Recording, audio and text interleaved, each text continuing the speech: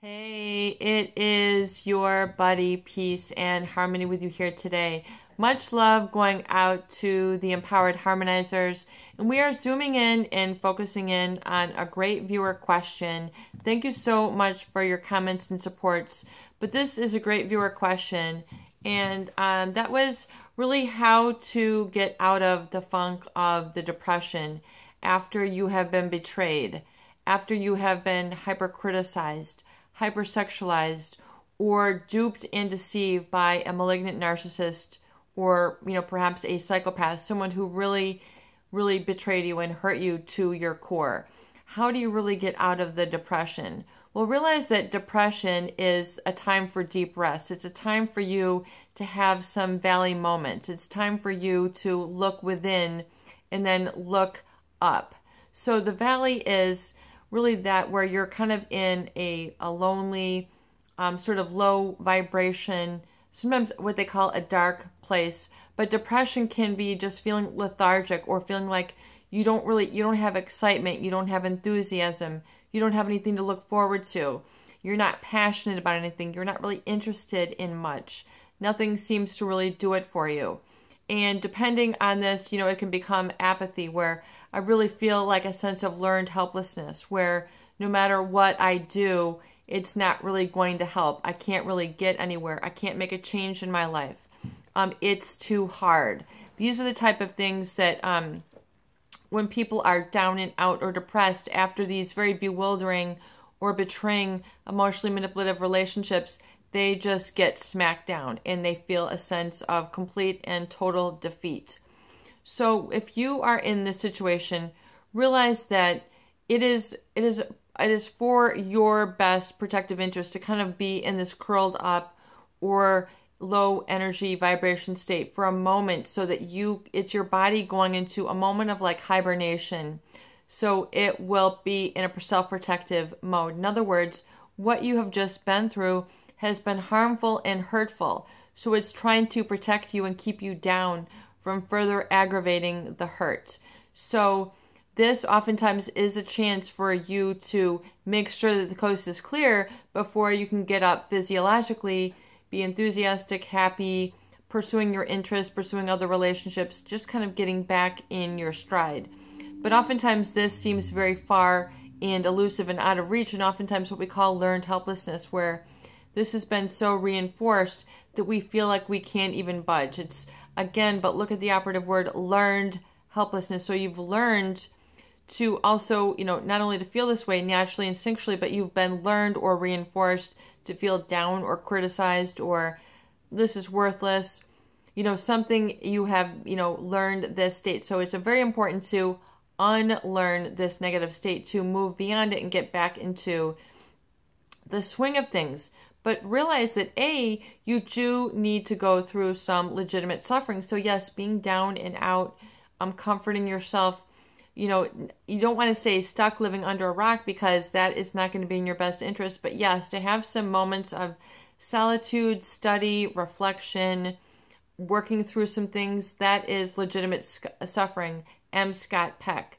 And also furthermore, that to perpetuate this or to kind of move through this state prematurely is not good if you're living in denial. In other words, you haven't learned the lessons learned from the relationship. So that's why I talk about how important it is in the recovery journal to have your lessons learned and write them down.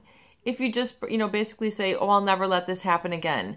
I'll never love a woman with dark hair again. I mean, these are verbal statements. Is this really your lesson learned? What did you really learn in this? What did you learn about people? What did you learn about yourself? And can you write these down? Because when you write these down and you say lessons learned, then it's most likely to stick. In other words, it'll be there.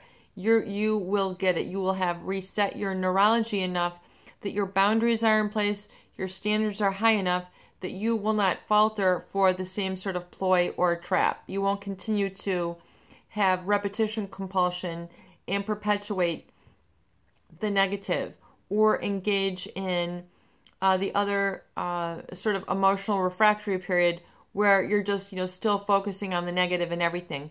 You want to get into where you're now focusing on the positive and your feelings are lighter, brighter, happier, content, and you're not, grappling after struggle or fear anymore. You've exited that fight or flight, because depression is, the ultra side of feeling like you can't express your anger. So the flip side, oftentimes, you might need to get in touch with your internal anger. And, to help unearth this, you can ask yourself a couple of questions that will help unearth your anger. And you can ask yourself these questions. You can write down the answers. If I wasn't in denial so much, I would really be happy doing. And if I wasn't living in such denial, I would really love to become.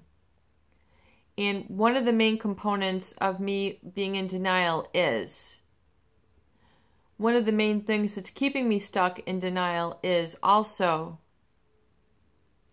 and the toughest thing about denial for me is, and I know denial hits a lot of people, but most importantly, it's really hit me here. Denial has made its biggest impact for me here in this area of my life, and that is, and denial has taken up about so much percent of my day. And I can really minimize denial or procrastination by doing this now. And fill in these blanks. And so when you're really able to get in touch, when you ask yourself these questions, you're able to see what denial has really done to you. You're able to answer these questions for yourself in the privacy of this video, the privacy of your notepad. You're able to see it on paper and see it objectively. And not be threatened, not be scared by this depression. Now, if you're in, major depressive episodes where you cannot get out of bed for weeks and months, you may need to see a doctor. You need to get to your primary care physician and tell them you need some help. If you're not able to eat, if you're not able to sleep, if you're experiencing excessive muscle cramping, armoring, anxiety, sweats, social anxieties, and, you're not getting, you're not able to think clearly. You're not able to put one and two together, and it's been a while, it's okay to go to your general doctor. You can start there and just say, I need some help with this. What do you recommend? And, you need to talk to somebody, though. You need to get a therapist, but these are sort of these are sort of exercises that you can do to get you out of the funk. And also to realize, too, that if you've been in prolonged depression, you can ask yourself, what is the payoff that I'm getting by being stuck in this depressive, this situational depression? Because there's all sorts of different spectrum of depression. When we're talking about situational depression, there's usually something hurtful or that you have, a feeling of loss that has got you there. I mean, it's basically called situational depression.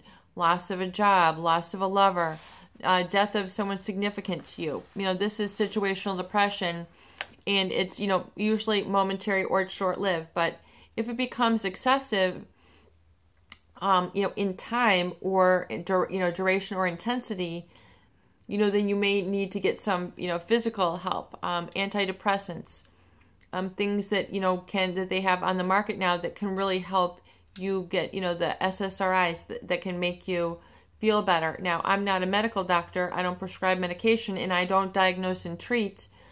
So that's not what I do. You might need to actually go to a doctor. I'm not making any healthcare recommendations here on anything on my YouTube channel. We're just here to inform and uplift and give you some everyday tools. But furthermore, ask yourself, what is the payoff that I'm getting by being depressed? What is the payoff? Who am I getting back at?